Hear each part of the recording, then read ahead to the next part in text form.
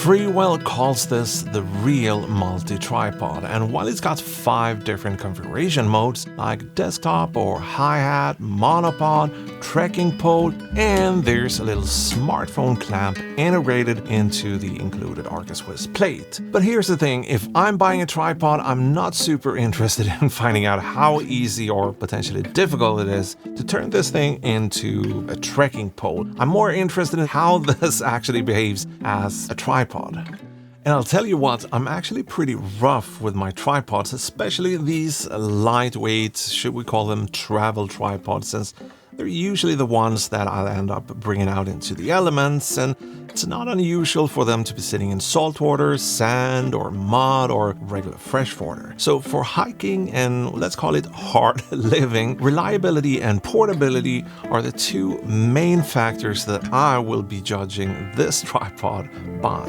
And side note, as a videographer, I'm also perfectly happy with using a ball head to level my camera instead of hiking out with a bigger and bulkier tripod with a bowl, especially since this one fits in the side pocket of my regular camera bag. Now, let me give you some quick numbers and notes just to get that stuff out of the way.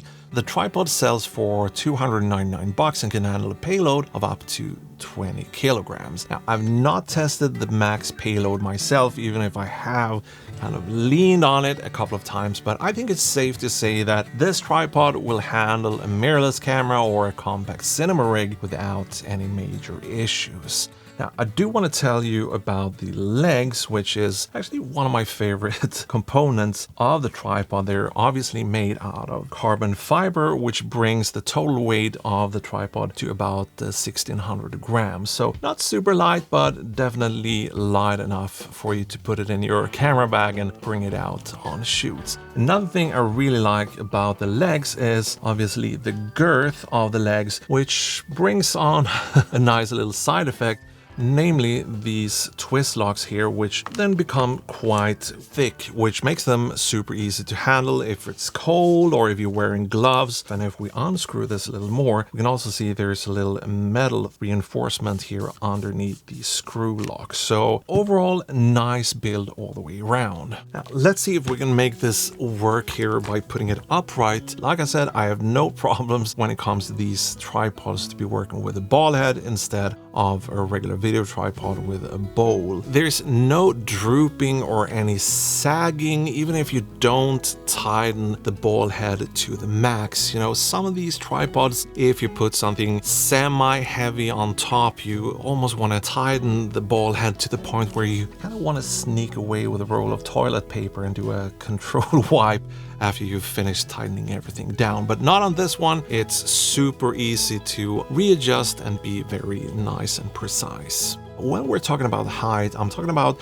being able to get the camera up to eye level if you're doing stand-up interviews or portraits. This one caps out at about 150 centimeters, so it's not the tallest tripod that I own, but if you're dealing with sit-down interviews, it could double as a light stand in a pinch. I've not run into any issues with the legs flexing or notice any tripod shakes. That's obviously pretty important if you're doing longer exposures or things like time lapses, but obviously for us video shooters as well. Same thing goes for those of you who prefer to use this in pirate mode. So I'm going to show you real quick here if we can make sure that everything is in focus. I was thinking about putting a timer on this, but let's count the seconds together instead. 1,000, 2,000, 3,000, 4,000, 5,000. What's after 5,000? 8,000, 7.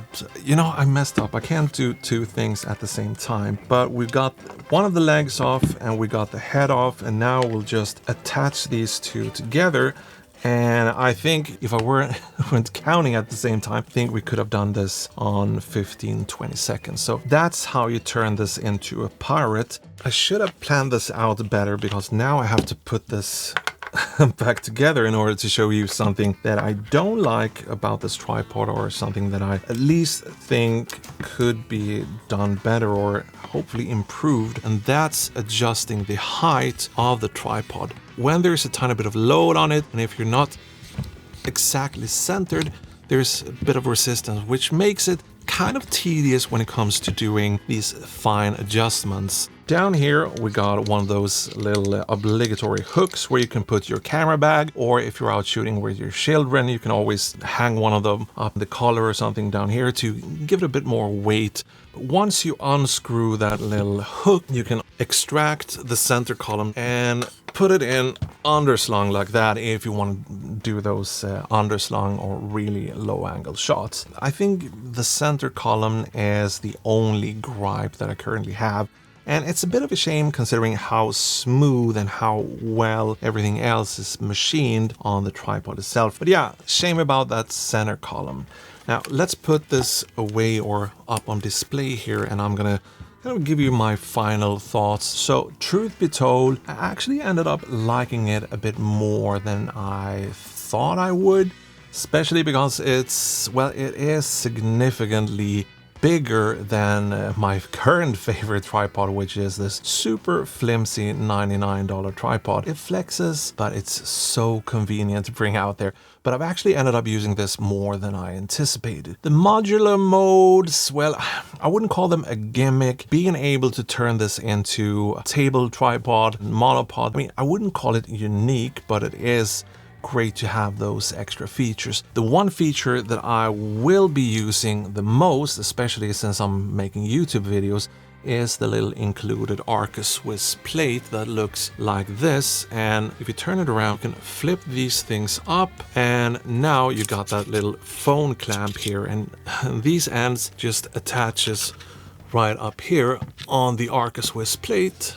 Tighten it down like that, and now you can put your smartphone here and get some nice behind the scenes footage. So all in all, if you're someone like me that needs something that can take a bit of beating, then this tripod will definitely be something for you to consider if you're looking to upgrade and you want something sturdier. Maybe you're adding more stuff to your camera rig and you need something with a bit more rigidity.